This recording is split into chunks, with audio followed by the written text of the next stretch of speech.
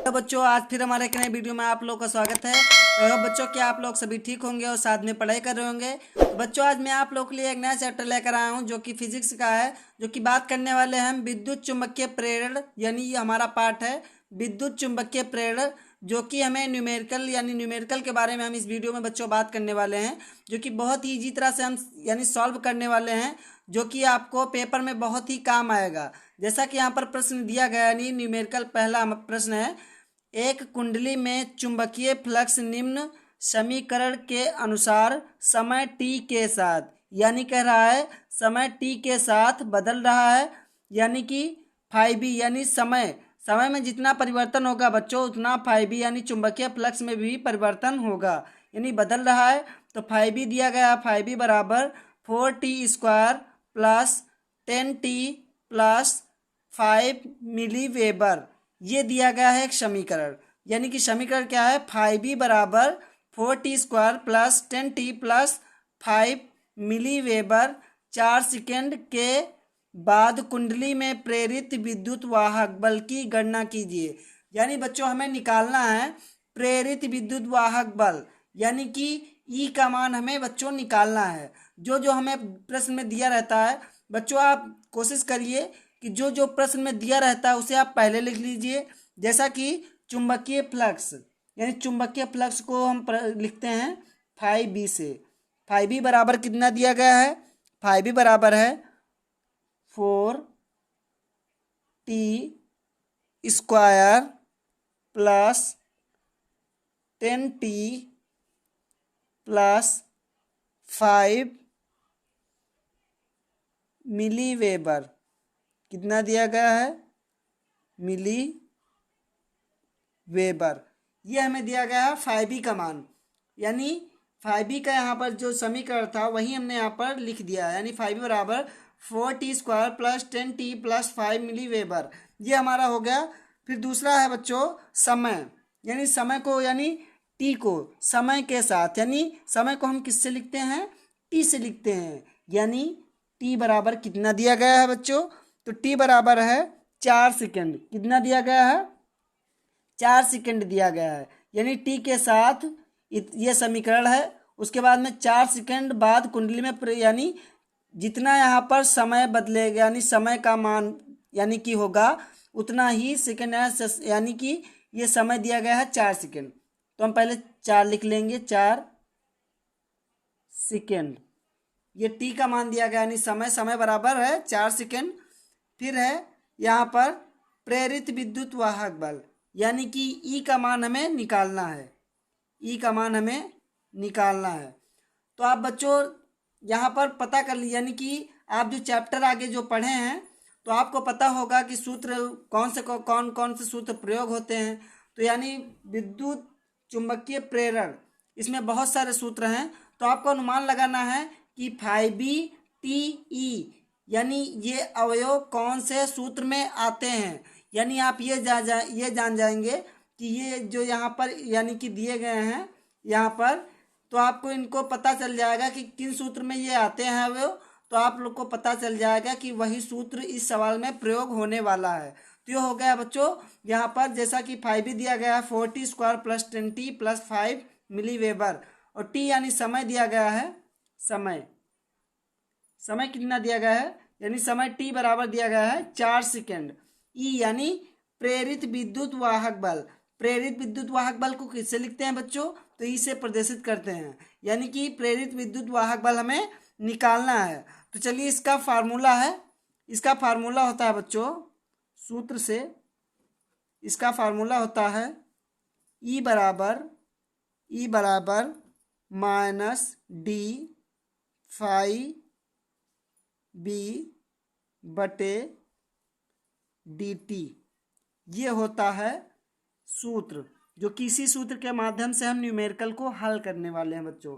तो यहाँ पर जो आपको, यानी ये जो माइनस है बच्चों ध्यान में रखकर चलिएगा, ये जो माइनस है ये दिशा बताता है, यानी कि कौन सी दिशा है, ये दिशा यानी प्रदर्शित करता है। तो ये माइनस से हमें कोई मतलब है, लगाओ या ना लगाओ। तो यहाँ पर माइनस क्या बताता है बच्चों, दिशा बताता है। तो ई बराबर माइनस डी 5b बटे डी टी। तो अब यहाँ पर हम मान धर देंगे तो ई बराबर माइनस लगा लेंगे। फिर क्या करेंगे बच्चों, देखेंगे यहाँ पर ई बराबर minus D 4t² plus 10t plus 5, ये हमें लिख लेना है। बटे में क्या है, बटे में dt है, dt को वैसे ही लिख देंगे dt। अब देखेंगे, अब बच्चों यहाँ पर आप अनुमान लगा सकते हैं कि यहाँ पर dt जो शब्द आया है, dt शब्द यानी कि हमें इसमें अवकलन करना है। कैसे करना है, कैसे पता चला हमें, क्योंकि यहाँ पर जो यहाँ पर dt है तो यहाँ पर हम t के सापेक्ष अवकलन कर देंगे, या अवकलन करने पर तो यहाँ पर लिख देंगे, चूंकि t के सापेक्ष अवकलन करने पर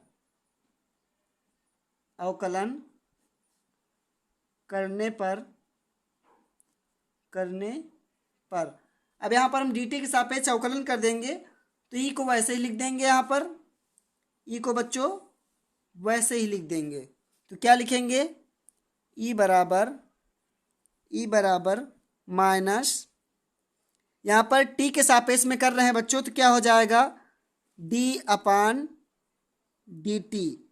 यानी dt यानी टी के सापेक्ष हम अवकलन करेंगे तो यहाँ पर क्या हो जाएगा, यहाँ पर बचेगा हमारा 4, कितना बचेगा, 4 बचेगा, 4t², ये इतना हो गया। अब हम यहाँ पर प्लस लगा देंगे। अब हम 10t का यहाँ पर अवकलन करेंगे तो ये हो जाएगा 10t प्लस d/dt 5,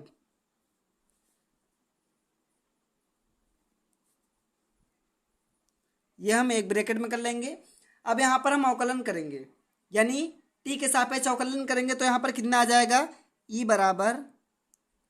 बराबर आ जाएगा यहाँ पर 4, क्योंकि t के सापेक्ष कर रहे हैं तो t यहाँ पर हट जाएगा, यानी जिसके सापेक्ष में हम अवकलन करेंगे उसको नहीं लिखते हैं, तो यहाँ पर हम लिखेंगे 4 माइनस 2t 4.2t प्लस 10 गुणे प्लस का 0, हमने यहाँ पर लिखा है बच्चों, यानी 4 गुना, यानी इंटू का मतलब है गुना, 4 गुणे 2 t प्लस 10 गुणे यानी यहाँ पर प्लस है 0, क्योंकि यहाँ पर बच्चों 0 हमने लिखा है, समझ लीजिए 5 का अवकलन नहीं होता है, यह एक पूर्णांक संख्या है तो इसका अवकलन नहीं होगा, तो ये 0 हो जाएगा। फिर यहाँ पर t के सापेक्ष में करेंगे तो यहाँ पर 10 हो जाएगा, t हट जाएगा। उसके बाद में यहाँ पर 4t का यहाँ पर करेंगे हम तो कितना हो जाएगा, 4 गुणा 2 कितना हो जाएगा, 2 घात आगे आ जाएगा या 2t हो जाएगा, कितना हो जाएगा, 2 घात आगे आएगा यहाँ पर तो 2t हो जाएगा, तो वही हमने लिख दिया है 4 गुणा 2t प्लस 10 गुणा 10 0। अब इसका हल करेंगे, कितना आ जाएगा, ये हमारा निकल के आएगा, ई बराबर 2 चौको 8 t प्लस 10, t बराबर कितना आ जाएगा, t बराबर हमारा आ जाएगा यहाँ पर t बराबर 4 सेकेंड रखने पर, यानी अब हम क्या करेंगे, यहाँ पर t का मान धर देंगे। t का मान हम कितना है, t का मान है यानी समय कितना है 4 सेकेंड, तो हम t की तरह यानी t की जगह पर हम धर देंगे 4।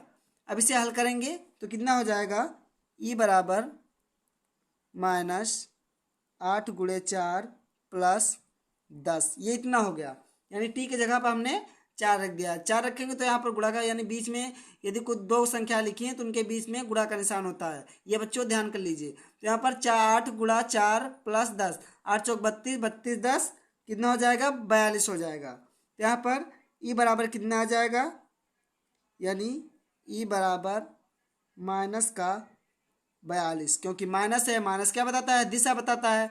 तो माइनस आप लिखिए या ना लिखिए उससे कोई मतलब नहीं होता है, तो माइनस लिख लेना चाहिए, क्योंकि माइनस क्या बताता है, दिशा बताता है। यदि आप बोर्ड पेपर में एग्जाम देने जाएंगे तो यहाँ पर ये माइनस और जो सूत्र होता है, मैंने बताया यहाँ पर जो यहाँ पर अवयव लिखे हुए हैं, ये अवयव किन सूत्र में आते हैं, यदि ये आपको पता चल जाएगा कि कौन सा सूत्र है, तो आप बिल्कुल इजी तरह से न्यूमेरिकल लगा सकते हैं, बहुत ही सिंपल से। क्योंकि मान धरना होता है, मान यानी धरने के बाद आपको गुणा करा देना है, जो मान निकल के आएगा वही हमारा यानी आंसर हो जाएगा, यानी 42 मिली